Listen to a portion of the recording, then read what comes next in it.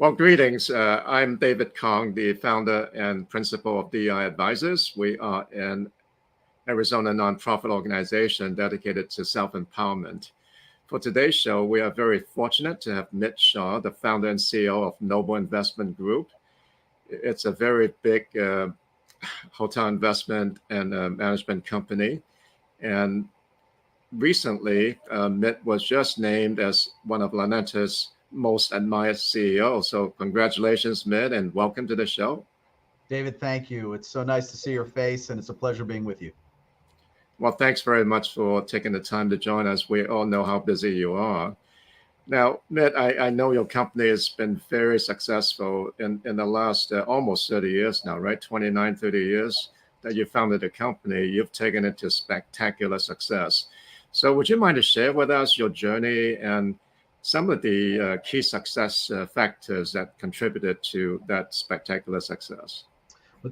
David, thank you for saying that. I think when I look back and think about my story, it is, while it's unique to me, it is a story that is shared by many throughout our industry. My parents were immigrants to the United States.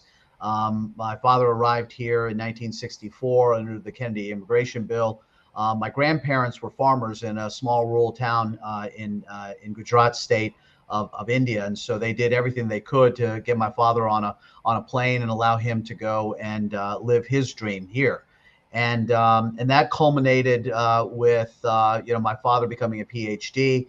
And like many that come from different countries here, and especially during that time, in search of the American dream, my father and with friends, and many of them, at that time, were getting into the independent motel business.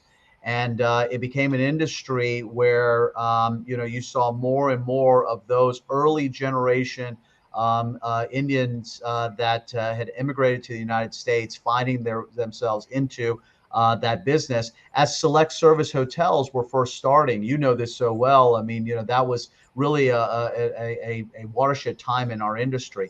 So that allowed my father the ability to borrow enough money to buy the Winkler Motor Inn in Winston-Salem, North Carolina in 1979. I was 10 years old. And so that was the family business. Every Saturday and Sunday, I was working the front desk. I was doing laundry. I was cleaning rooms, and learned very early on a number of different things, about work ethic, about team building, and about really the entrepreneurial spirit. Now, in an honest moment, when you're that young and that's what you're doing in the family business, it's not what you aspire to go do. And my aspirations, were to go into finance and real estate. I had this, amazing ability to learn operations while I was growing up. But when I arrived in college, it allowed me the ability to get a job with Marriott, who was running our conference center at the university. And so for 4 years while I was in school, that's where I continued to hone my operating capability. And I was hired by a investment group out in Atlanta right out of college. And they were investing in one of the first rounds of branded select service hotels in the early 1990s. And that gave me the ability and the experience to learn the business in a different way. 6 months in, the person that led the group left to go start their own shop. And so I'm a 22-year-old kid that were in meetings with Marriott and with Promise Hotels, as you know, the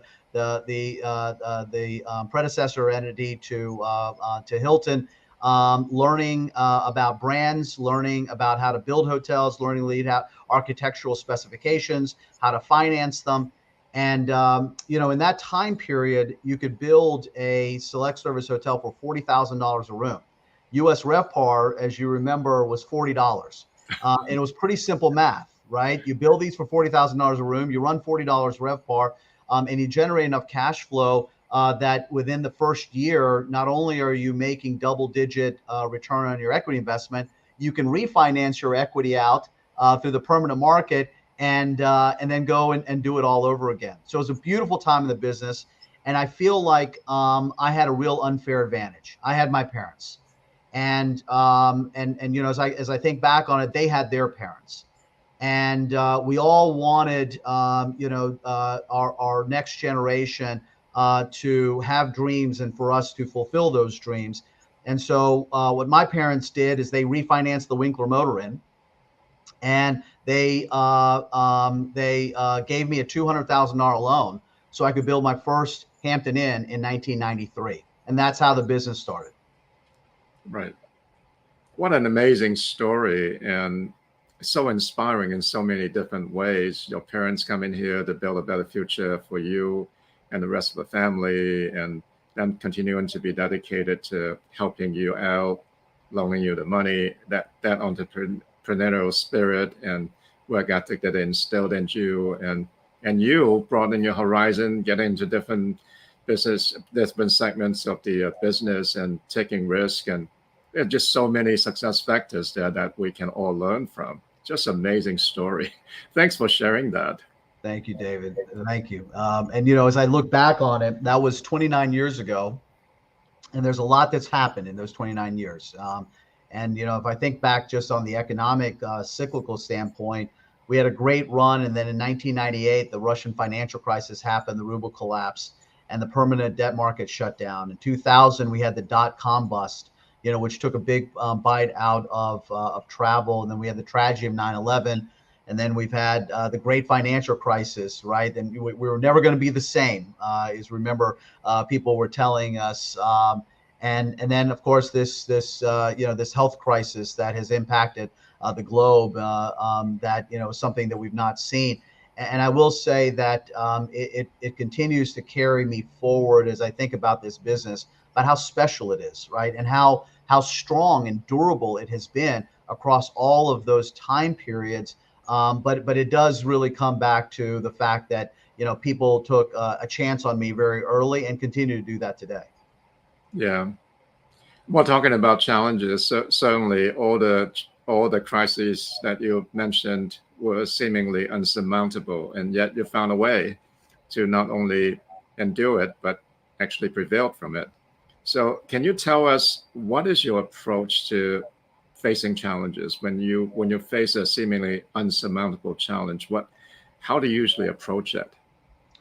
David, I would say that early on, it was ingrained in me that part of successful leaders is that they never view themselves as being the smartest person in the room. And I took it upon myself very early in my career to reach out to great leaders and to find ways in which to build connections with them. And these are ones that I admired for many different reasons, and in terms of what they meant not only to their companies, but also as I became a young father, as I was building my own team and encourage people to come join me on this journey.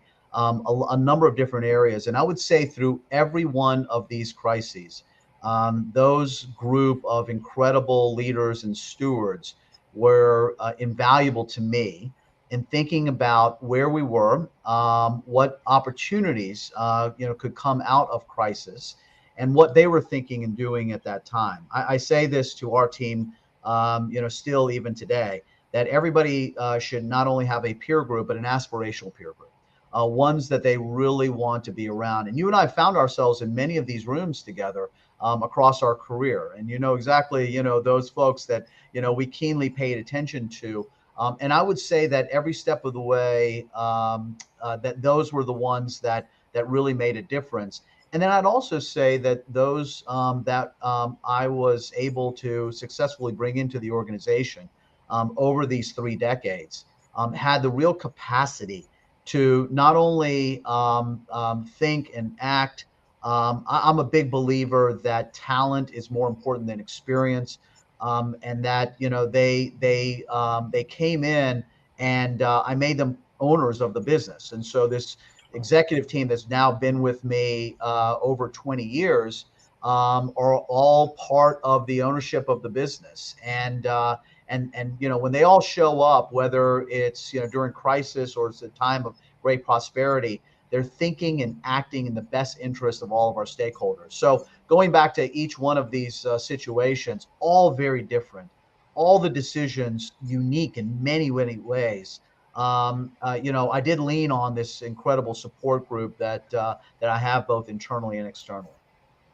Right. It is so important to have a talented and dedicated team when you're facing challenges. And certainly sounds like you built one and you were able to lean on them. And I also like what you said about having the confidence to recognize that you don't have all the answers and being open-minded enough to seek those out from experts. That's another great way to face challenge.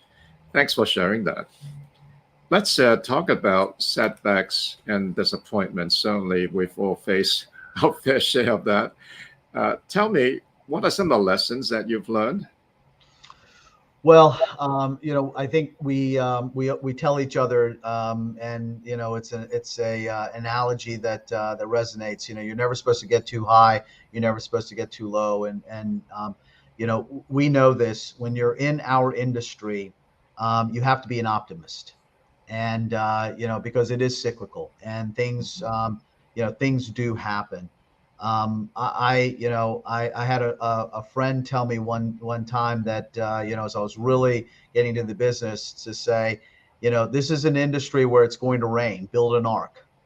And I thought about that very intently, about the team that we built, the relationships that we built. The name on the door, Noble, is intentional. It is to signify how we are to act and behave. When things are good, it's easy to make decisions that resonate across all your stakeholders. When things get tough, that's really where it matters. And I would say that when times of difficulty came about, I learned a lot throughout all of those things. Right, I learned how important it is to be disciplined around investment strategy, the kinds of assets and the kinds of markets, lower leverage. A lot of people in our industry use leverage as a way in which to generate returns. I think when you're prudently leveraged, you have real staying power in that, and so there's a lot that I learned throughout those time periods, and it's a beautiful business, and it's an industry full of great people that I did learn kind of throughout every one of these crises, that together there's a great opportunity to kind of find what that next opportunity coming out of crisis is. So I'll give you an example. Coming out of the dot-com business and the crisis, and then the tragedy of 9/11, we bought Dick Stormont's development business, where they had a great name and built a business around public-private developments, where they would work with municipalities and go and create new hotels. That allowed for us to go build a pipeline. In 2011, we had over 100 hotels. We had 4,000 members of our team, and I found us being really distracted by the amount of effort and energy you had to have to build an operating organization that could create value, as well as an investment organization.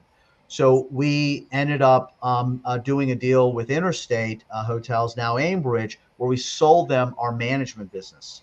And when in October 31st of 2011, we had over 100 members of our team in our office. On November 1st, I sat in a room and there were 24 people there. Wow. And we have expanded our investment management business fivefold in that time period. We've made over $5 billion of investments since that time, and then because of how we structured our operating organization, we actually have moved our market share up each year over that time period, because we're able to focus on people and processes. And that was, again, 11 years ago, in which to do that. So every step of the way, when we found crisis, there's been a unique opportunity to come out of that. And as earlier this year, we sold 49% of our investment management business to Host. And what that really gave us, they invested $150 million in our most recent fund. Noble Fund 5, and their goal is to continue to invest in new ways to create value in this business. So traditional ways we've got through select service extend and stay.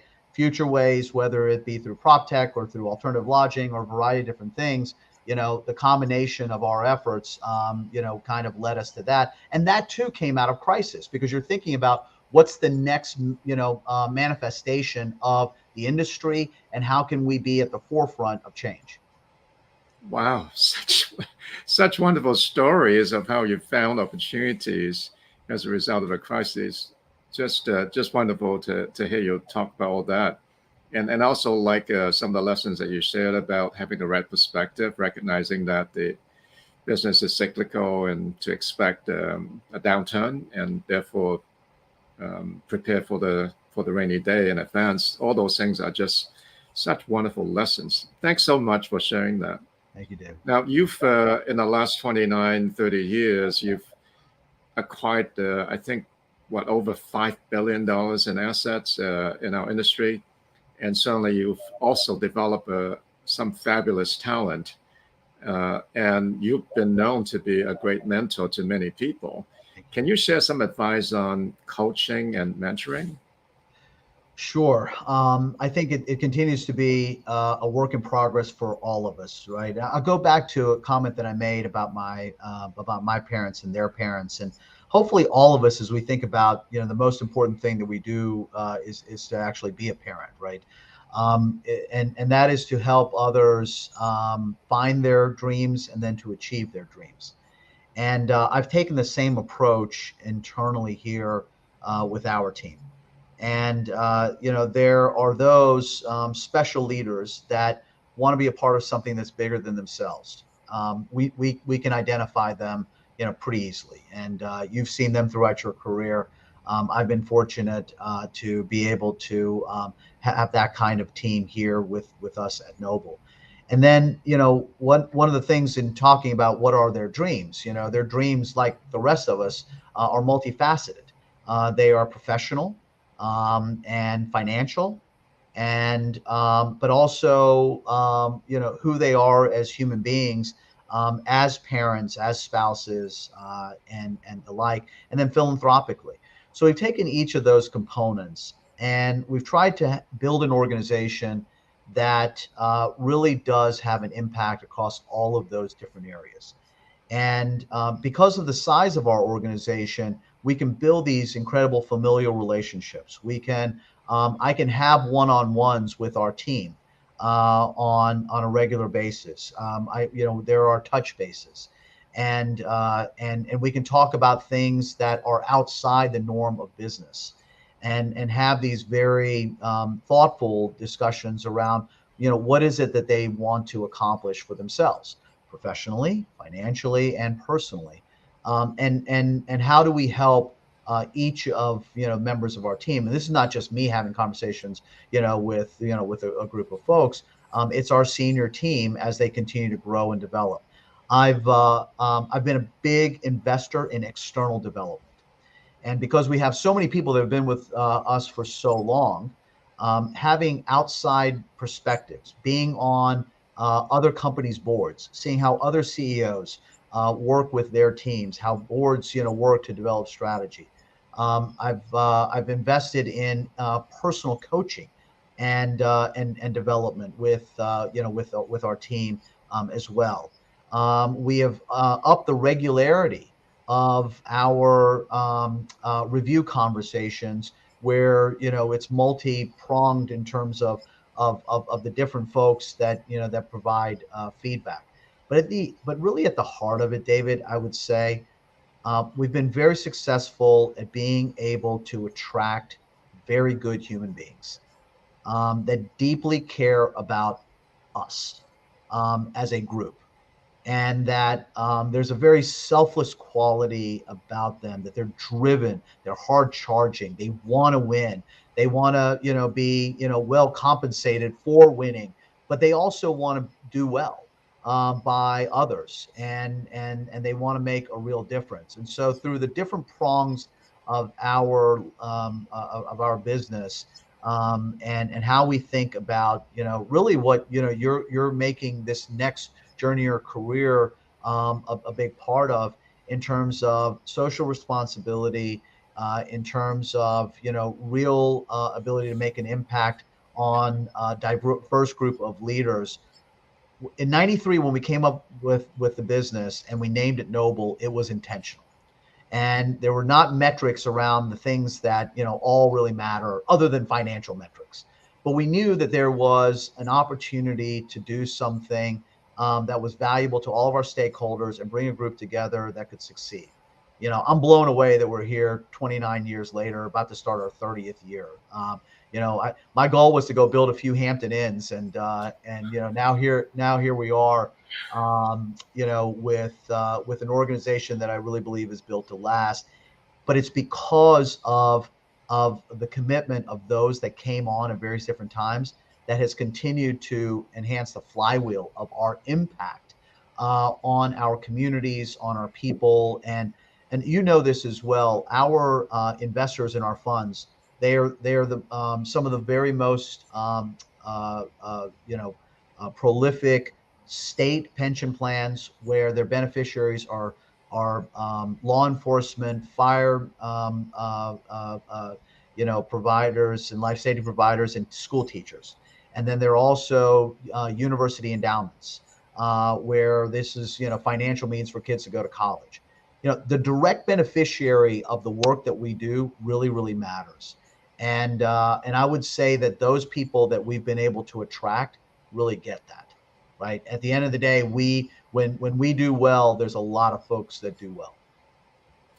I applaud you for your commitment to people. It's no wonder you've built such a winning culture. And I really like what you said about living up to your namesake, Noble, and using that as sort of like your personal brand, and instilling that value in everyone. That's just remarkable.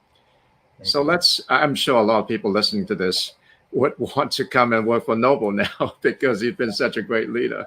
Can you comment on your leadership style and share with us some of the keys to to building that winning culture? I hope that my team would say that my leadership style is one where, we don't have meetings simply to plan for meetings. When we are together, we are we have robust dialogue. I'll go back even during COVID. We told everybody, hey, on March the 18th, everybody needs to go back home. We had the vast majority of our folks that never left because they enjoyed being with one another. It was a very different environment. Now, by the way, where you live has a lot to do with that. And we lived in obviously in Atlanta, Georgia, which our situation was a little different and unique than in some parts of the country and in the world. But it goes back to that our team felt like they were at their best when they were together. And to this day, our teams get together on a regular basis, with me and without me, and that's intentional relative to my leadership style.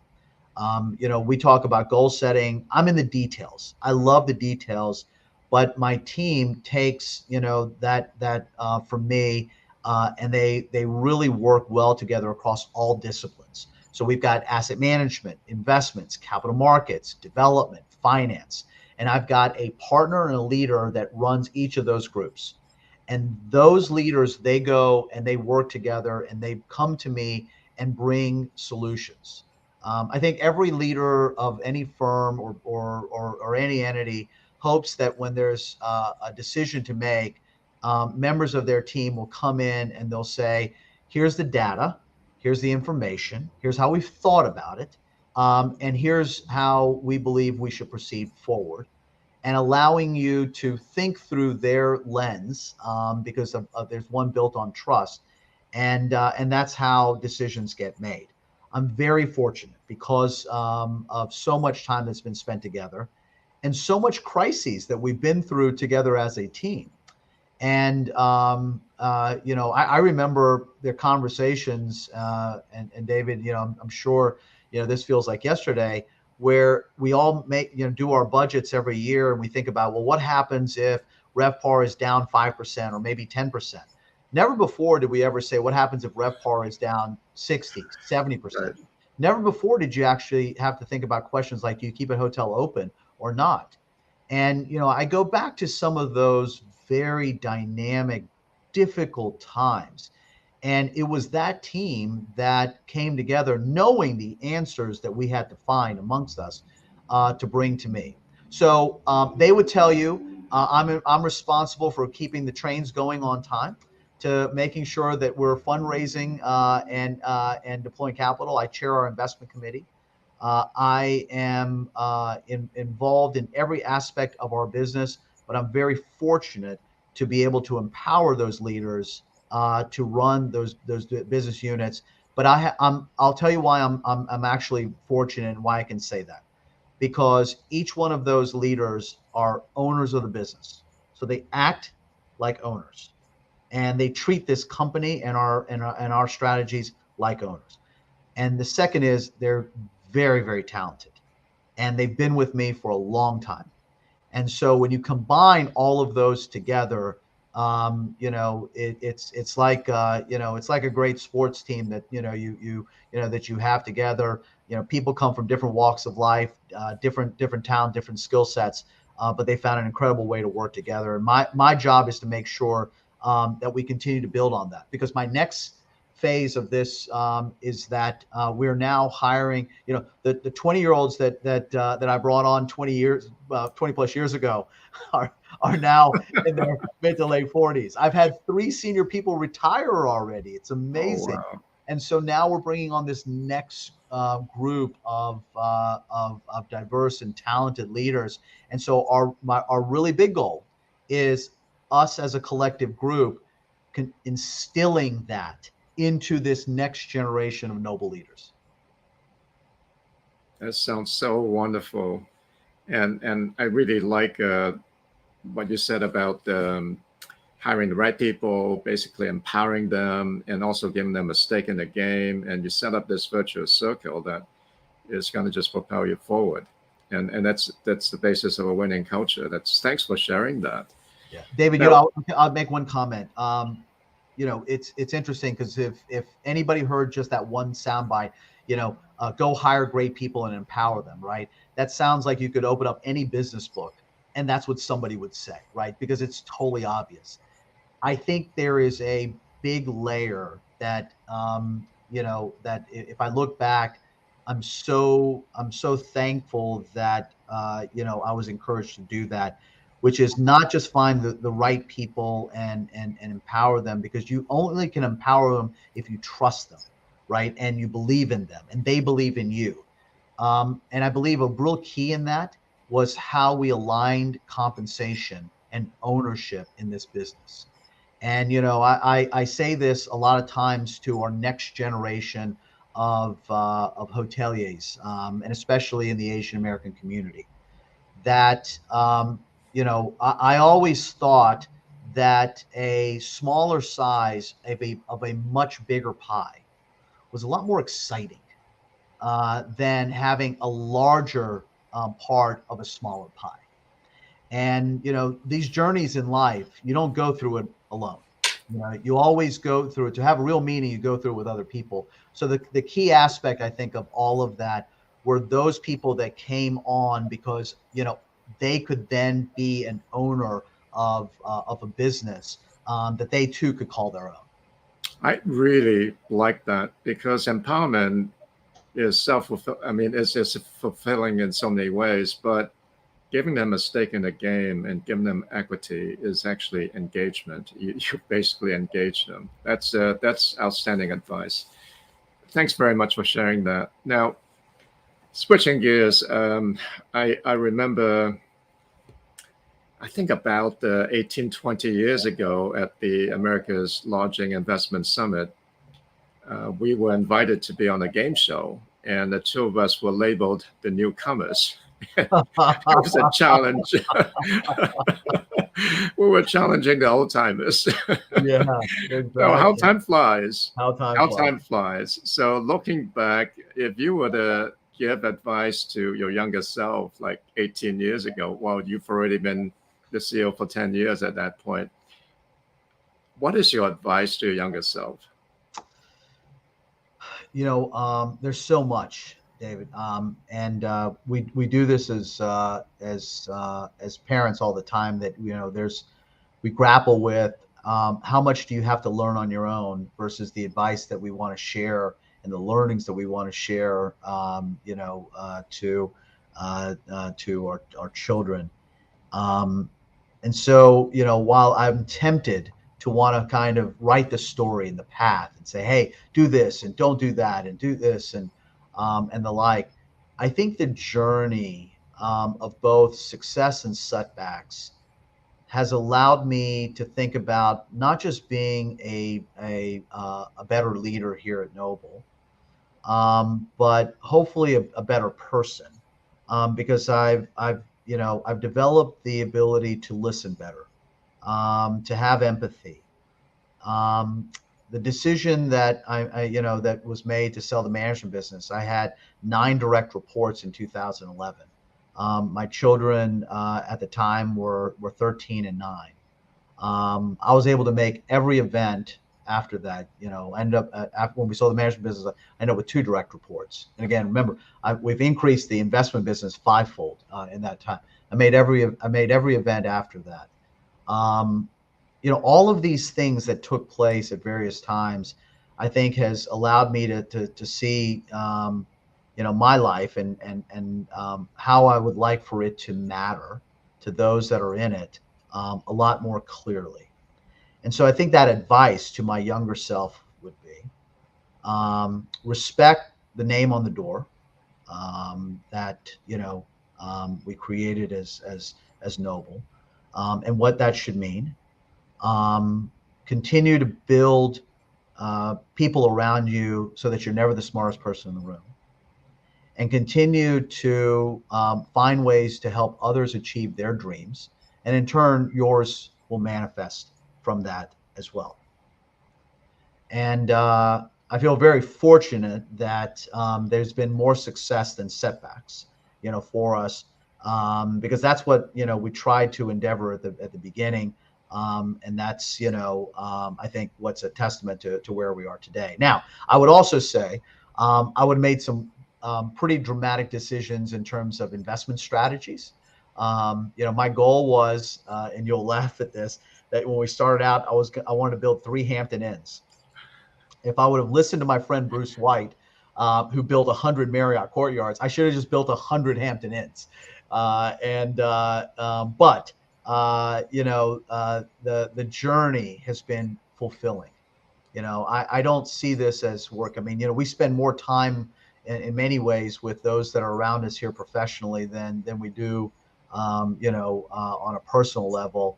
And these, incredible leaders here at Noble, they're my sisters and brothers. I mean, we are locked at the hip. And so it's been very, very fulfilling. And I think the advice is really, make sure that you just continue to pay attention to the things that matter. I totally agree with you, and I love everything that you said. I particularly like living up to the namesake Noble, because that says it all, really. You picked a perfect name. Thank you. Like that a lot. Let's switch gears and talk about the challenges that women and other minorities face. Obviously, we face a lot of challenges. There aren't enough of us to represent, to have a fair representation, especially in the executive level positions. What is your advice to them on finding mentors and advocates and champions? David, you and I represent, I think, a changing face of this industry 20 years ago. And I felt very proud to have those that, walked different paths that enabled my path to get started. And I know you feel the same. I think what's happening as we speak right here today is there is a significant movement around those that look differently than us, come from different backgrounds, that are finding their way into new roles in our industry. You should be very, very proud of what you represent for an entire generation of those that look, very differently than you did, and what you created, within this industry, and now there's a path for those to follow through that. I think for our next generation of incredible women leaders and diverse leaders, they have more mentors and role models and stories that they can look at and find their pathway in, and it's happening very much in real time. I've one of my greatest most proudest moments is being a part of Castell Project, and at the Hunter Conference in Atlanta in March. Last year, there were a handful of tables, for the Castell Project, with these great women leaders that were taking incredible roles in our industry. This year, there there were 3 times as many tables, and there were standing room only, and you had 20% of those that were standing were men in our industry wanting to figure out how to be a part of this incredibly vibrant group. And so I think it's happening. And so in terms of advice of finding mentors, champions, and advocates, it's very much like we did it. It is, get outside your kind of normative peer groups, find your aspirational peer groups, make relationships, show up at conferences, meet with different people, pay attention to what's happening in the industry. And when there are times, of great prosperity, keep those people close. When there's times of great need, keep them even closer. And when you're thinking about just continued career growth and evolution, use them as advocates for you in which to do that. And I'm actually super optimistic because I see the talent that exists in our industry that looks very different than it has over time.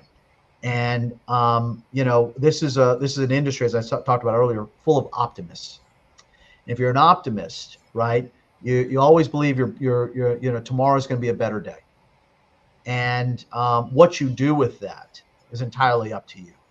And I'm super excited about the future of diverse leaders in our industry, of women leaders in our industry, of women and diverse leaders in our company. Over half of Noble, and again, we don't operate in hotels. This is in our corporate office. Over half of us are women leaders and diverse leaders that exist here, and it's been an interesting journey of enlightenment for everyone, because how we define diversity is diversity of thought and idea creation and perspective and where you come from, and I believe that just makes us a better organization.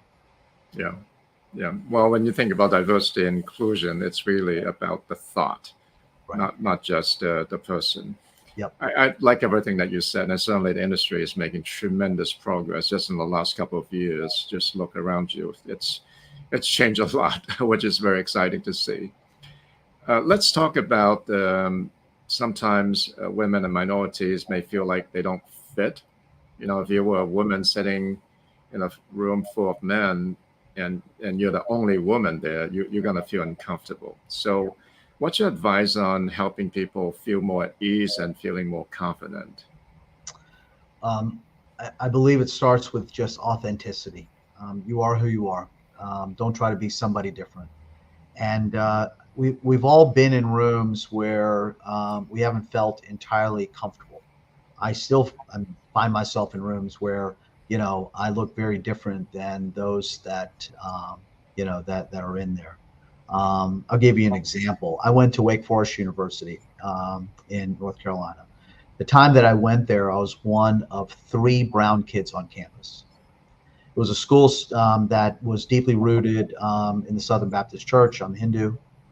And I went there because they gave me an opportunity to play tennis, which was very important at a time that was there. And my parents took out loans for what, financial aid would not cover.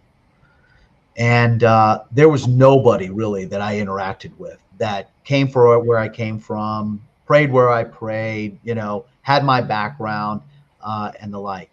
So this is now my 17th year as a trustee at Wake Forest University. And where I've been vice chair twice, I chair our investment committee. And we have a Hindu Student Association, Muslim Student Association, South Asian Student Association. We have an Indian dance team. And so I say all of those things because when I joined this industry, Asian Americans were viewed as those that owned the Winkler Motor Inn, and not, a institutional real estate private equity firm. And but there was a path that could have been created that I got to be there early in that process and forge my my own way, along with others that were like me, in that time period. And so run to the fire, right? I feel like the best experiences are when it's hard. And I say this, spend time in the valley because the mountain will look a lot better when you get Love that. Love right? that. You And grow when, yeah, and just and be okay being uncomfortable because you'll find a path that you can help trailblaze, and it's happening. And I think you and I are living proof that that it can happen. Yeah, I love it. I love everything that you said. And I especially like what you said about running to the fire. You've been a trailblazer and you've been running to the fire. We're coming to the end of our show. I see that we're running over a little bit. Can you share, as a parting advice, how you find inspiration? Because I see you as a very passionate and driven person. And is it something that's innate in you, or can everyone find that inspiration and passion? I appreciate you saying that, David. I think I love very much not only what I do, but who I do it with, and I've been very fortunate to have an incredible partner in life for 27 years, and two adult children now, and a broader family here at Noble. That helps keep me grounded and excited about all of those things. I think I think about life in kind of the pursuit of joy. Whenever I'm talking to to people, it's what gives you great joy in life. And I think the only moment that we're ever all guaranteed is the one that we're in today. And so inspiration and passion for me today is around the key areas that we talked about, right? Finding other people's dreams, helping them accomplish their own. I think much like you, we're at an age right now where, we're seeing people that we're close to go through real, difficulty in terms of health and wellness, and we lost, some great, leaders as well. And, I can't help but think about, this conversation about finding inspiration and passion that you just asked me about, and talking to all of them, because everybody had a 5-year plan. We all do, right? You said that, said, okay, well, the next 5 years, here's what I want to go do. And I've become more focused on, what gives those that I care about, those around me, great joy, and therefore provides me great joy.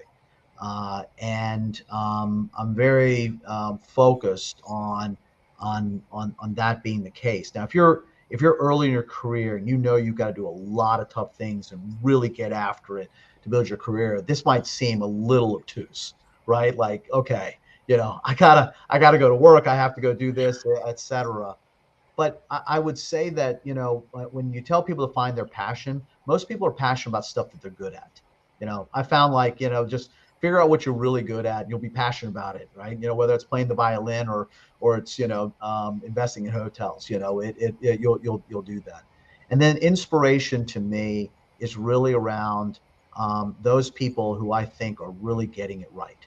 And as I grew my career, it started the people that were in business, that I wanted to follow, those people who I thought were great fathers, to great leader, to CEOs, and took care of their people. So it's the same people I continue to find inspiration and passion with, today. But, you know, I also would just say that finding joy in others is a great way to find joy for yourself. That's such great advice. Such great advice. Man, I feel like I can talk to you forever, but regrettably, we're coming to the end of the show. Hope to have you back at some point in the future. Thanks again for being so generous with your time. We all know how busy you are. For the audience tuning in, if you enjoy this show, we hope to see you on our website, deiadvisors.org. Thank you so much for tuning in. Thanks again, Matt. Thank you, David. Talk to you soon.